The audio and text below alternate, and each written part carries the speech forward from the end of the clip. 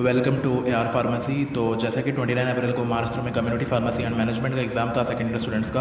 और आज मैं जो इस पेपर का रिव्यू करूँगा। मैंने एग्ज़ाम से पहले एक मास्टर पेपर बनाया था community pharmacy and management exam के लिए, जिसमें हाईली एक्सपेक्टेड क्वेश्चन और आंसर्स थे। और मैंने जब ये पेपर एनालाइज़ किया तो मुझे पता चला कि मेरे सारे question and answer master paper के एग्ज़ाम में आए।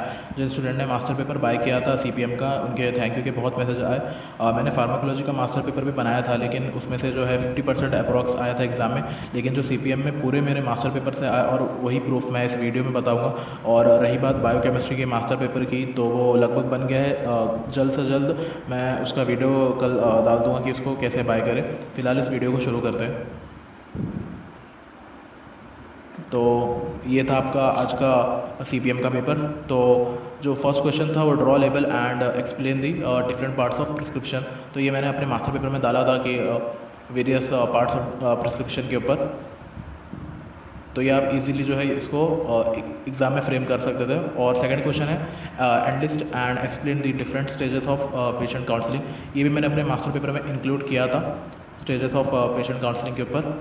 जैसे कि आप देख सकते हो, मैंने स्क्रीन में जो अपने मास्टर पेपर में जो आंसर है, तो इसका स्क्रीनशॉट लेके इसको एक तरफ जो है अपने प्रेजेंटेशन में इसको लगा दिया है। और जो थर्ड क्वेश्चन था, discuss the role of pharmacist in dispensing of OTC medicine. तो role of pharmacist in OTC dispensing करके मैंने अपने मास्टर पेपर में क्वेश्चन दिया था आंसर्स के साथ, तो आप देख सकते हैं स्क्रीन पे। और जो दूसरा क्वेश्चन था सेक्शन 1 का डिफाइन OTC मेडिकेशंस और discuss OTC medications use for common cold, cough, diarrhoea, fever and pain. तो इसका भी जो है मैंने देख सकते हैं OTC मेडिसिन का जो है डेफिनेशन दिया था। और इतने सारे मुझे जो लगा था कि इस बार आ सकते सारे पॉसिबल क्वेश्चन आंसर्स दिया था। उसमें से खाली वॉमिटिंग और कॉन्स्टिपेशन का नहीं आया, लेकिन जो फीवर, डायरिया और पेन, कफ का इस बार आ गया था। तो आप इजीली, जिसने परचेज़ किया था उन लोगों ने इजीली जो है इसमें से आंसर्स लिख दिए थे एग्ज़ाम में। और दूसरा क्वेश्चन है what are the documents required to open new retail pharmacy. और उसके बाद है explain in detail any two inventory control methods. तो मैंने ये भी जो है अपने मास्टर पेपर में इंक्लूड कर दिया था, जैसे कि आप स्क्रीन पे देख सकते हैं दोनों क्वेश्चन के और दोनों क्वेश्चन और उसके आंसर्स। और उसके बाद क्वेश्चन था what are the objectives of layout design of pharmacy, draw an ideal layout design of retail pharmacy. तो इसके ऊपर भी मैंने क्वेश्चन आंसर दिया था, बस जो है ड्राइंग इसमें नहीं दी थी, लेकिन फिर भी जो मेन पॉइंट्स है उसमें दिया था। अगर आप थोड़ा बहुत मार्क्स इसमें कम भी पकड़ के चलते तो लगभग वैसे भी ये जो है अटेम्प्ट यानी 6 करना था इसमें। अगर आपने साथ भी जिसने पेपर परचेज़ किया पूरे के पूरे ट्राई किया पेपर में से लिखने के, तो भी आपको ये जो 30 मार्क्स से ईजिली आप मिल सकते हैं। बात करते हैं अटेम्प्ट यानी 10 वाले क्वेश्चन की सेक्शन 2 के। तो उसमें पहला क्वेश्चन था discuss the Indian scenario of development of community pharmacy practice. तो सीनेरियो के ऊपर भी मैंने जो है क्वेश्चन डाला था, और डेवलपमेंट के ऊपर भी मास्टर पेपर में क्वेश्चन आंसर दोनों डाला था, जैसे कि आप स्क्रीन पर देख सकते हो। और बात करते हैं अब दूसरे क्वेश्चन की, तो था वो professional responsibility of community pharmacist के ऊपर। तो मैंने वो भी क्वेश्चन पेपर में मेंशन किया था आंसर्स के साथ, जैसा कि आप स्क्रीन के ऊपर देख सकते हो। Professional responsibilities of community pharmacist और व्हाट स्कोप करके भी डाला था, ये नहीं आया, लेकिन जो उसके ऊपर पहला वाला था वो आ गया था एग्ज़ाम में। और उसके बाद क्वेश्चन है explain the different strategies to minimise dispensing errors. तो analyse the common dispensing error करके ये वाला नहीं आया, लेकिन जो दूसरा वाला पार्ट जो मैंने क्वेश्चन पेपर में मैंने अपने मास्टर पेपर में दिया था, जिसके साथ वो वाला पार्ट आ गया है। आप जैसे कि देख सकते हैं strategies to minimise dispensing error, पूरा वर्ड टू वर्ड जो है डायरेक्ट मेरे मास्टर पेपर से इस बार एग्जाम में आया। तो ये भी देख सकते हैं आप, क्वेश्चन और आंसर दोनों मेरे मास्टर पेपर में थे। जिन स्टूडेंट्स ने इसको बाय किया था उनके लिए बहुत ईजी हो गया था पेपर आज का।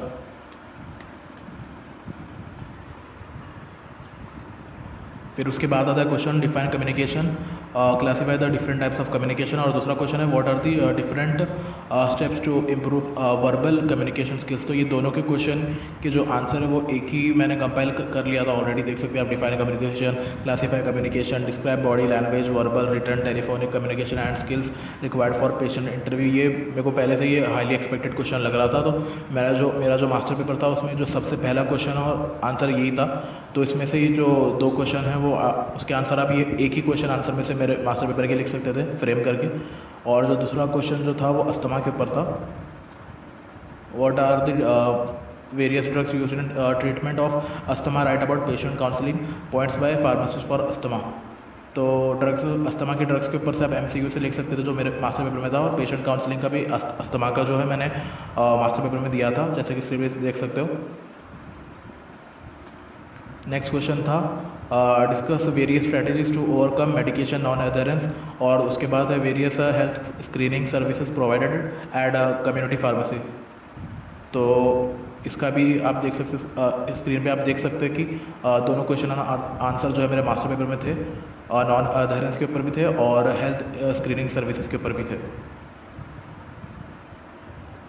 फिर बात करते हैं why is there need of counselling for OTC products.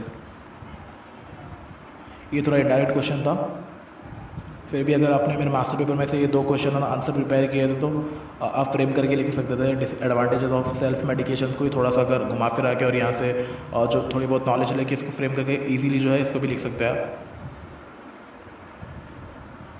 फिर बात करते हैं explain day book and cash book used in accountancy. तो ये भी क्वेश्चन के साथ मैंने आंसर अपने मास्टर पेपर में दिया था, स्क्रीन पे जैसे देख सकते हो। और उसके बाद जो लास्ट क्वेश्चन था सेक्शन 2 का analyst and discuss various pharmacy operation software used in India. तो मैंने मास्टर पेपर में जो है डायरेक्टली दिया नहीं था, लेकिन जो benefits of pharmacy operation software के बारे में दिया था, लेकिन फिर भी इसमें से इनडायरेक्टली जो है फ्रेम कर सकते थे आंसर, जैसे कि accurate stock management software, expiry date software, GST software. मतलब इसमें से अगर थोड़ा बहुत ट्राई कर देंगे तो मार्क्स मिल जाएगा। अगर थोड़ा बहुत ट्राई करने के बाद भी अगर मार्क्स नहीं मिला तो वैसे भी ये अटैम्प्ट यानी 10 वाला था, तो भी इसमें जो है इजीली जो है आप 30 स्कोर कर सकते थे। मतलब सेक्शन 1 में भी 30 मार्क्स और सेक्शन 2 में भी 30 मार्क्स जिन्होंने मेरा पेपर बाय किया था। अब बात करते हैं क्वेश्चन 3 की, जिसमें जो है जो नॉर्मल जो छोटे क्वेश्चन थे वो मैं आपकी स्क्रीन पे जो है शो करता हूँ। तो जैसा कि देख सकते हैं कि जो क्वेश्चन नंबर जो 3 में था उसमें मोस्टली जो है 1 मार्क के क्वेश्चन थे। पूरा मैं भी स्क्रीन पे शो नहीं कर रहा हूँ मास्टर पेपर से, क्योंकि ये बहुत टाइम वेस्ट हो जाएगा उसमें। अभी बायोकेमिस्ट्री का पेपर भी मुझे बनाना है। तो ये जो क्वेश्चन नंबर 3 है ये देख सकते हैं रिफाइंड कम्युनिटी फार्मेसी, मैंने अपने मास्टर पेपर में दिया था L 3.5 में, और जिन्होंने ये याद किया था उसको उसमें फुल मार्क्स मिलेंगे, 1 मार्क जो था। और फुल फॉर्म ऑफ SOP मैंने मास्टर पेपर में दिया था 2.5 और 3.8 में। और GPP का भी व्हाट इज़ GPP करके भी मास्टर पेपर में 5.15 में और 6.14 और L 3.5 में मैंने इसका जो है इनडायरेक्टली जो मेरे मास्टर पेपर में से आया है। तो जैसा कि देख सकते हैं स्क्रीन पे जितने भी क्वेश्चन है उसका जो है मास्टर पेपर में मेरे कहाँ से आया है वो मैंने सब कुछ मेंशन किया है। जिसने मास्टर पेपर बाय किया है वो उसको चेकआउट कर सकता है। तो मैंने जितना एनालाइज़ किया कि जो क्वेश्चन नंबर 3 भी पूरा जो है मेरे मास्टर पेपर से आया है। तो टोटल जो देखा जाए तो पूरा का पूरा पेपर जिसने मास्टर पेपर मेरा स्टडी किया था, फार्माकोलॉजी का एग्ज़ाम होते बहुत सारे स्टूडेंट्स हैं CPM का पेपर मुझसे जो है मास्टर पेपर बाय कर लिया था, और उनके बहुत मैसेजेस आए कि पूरा पेपर अच्छा गया। फार्माकोलॉजी का मास्टर पेपर बनाया था मैंने, लेकिन वो इस बार का थोड़ा टफ था तो 50% आया। लेकिन जो CPM का जो जिसने बाय किया था इस बार, और मैंने खुद एनालाइज़ किया, तो पूरा पेपर जो है मेरे मास्टर पेपर से ही आया था। तो अभी बायोकेमिस्ट्री का पेपर जो है वो भी कल जल्द से जल्द इंपॉर्टेंट पेपर आ जाएगा। ये गारंटीड क्वेश्चन आंसर्स नहीं है, ये इंपॉर्टेंट क्वेश्चन आंसर जो है मैं बना के दे रहा हूँ। बहुत सारे स्टूडेंट्स के मैसेज आ रहे हैं कि ये गारंटीड आएगा क्या एग्जाम में। तो ये बस इंपॉर्टेंट क्वेश्चन आंसर है। जैसे कि आप रिजल्ट देख सकते हैं कि फार्माकोलॉजी में 50% आ गया था मेरे इंपॉर्टेंट पेपर से, और CPM में भी जो है पूरा पेपर जो है मेरे इंपॉर्टेंट से ही आ गया इस बार। और जो कल फार्मास्यूटिकल केमिस्ट्री का भी एग्ज़ाम है और उसका भी मैंने मास्टर पेपर डाला था, लेकिन उसका वीडियो ज़्यादा बना नहीं पाए। अभी भी अगर किसी को लगता है कि वो अपना प्रिपरेशन थोड़ा बूस्ट करना चाहते हो वो बाय कर सकते हैं। वो भी जो है यूट्यूब शॉर्ट में मैंने इसका QR दे रखा है। बायोकेमिस्ट्री का भी कल जल्द से जल्द जो है वीडियो डाल दूँगा, और कल फार्मास्यूटिकल केमिस्ट्री का भी वीडियो डालने की कोशिश करूँगा कि उसका रिव्यू देने के कितने आए। अभी तक तो ज़्यादा फार्मास्यूटिकल केमिस्ट्री किसने बाय नहीं किया, जो मेरा फोकस था फिलहाल सेकेंड ईयर वाले पे था, तो धीरे धीरे फर्स्ट ईयर वाले पे भी थोड़ा सा फोकस कर रहा हूँ। तो बस आज के लिए बस इतना ही, मिलते हैं नेक्स्ट वीडियो में।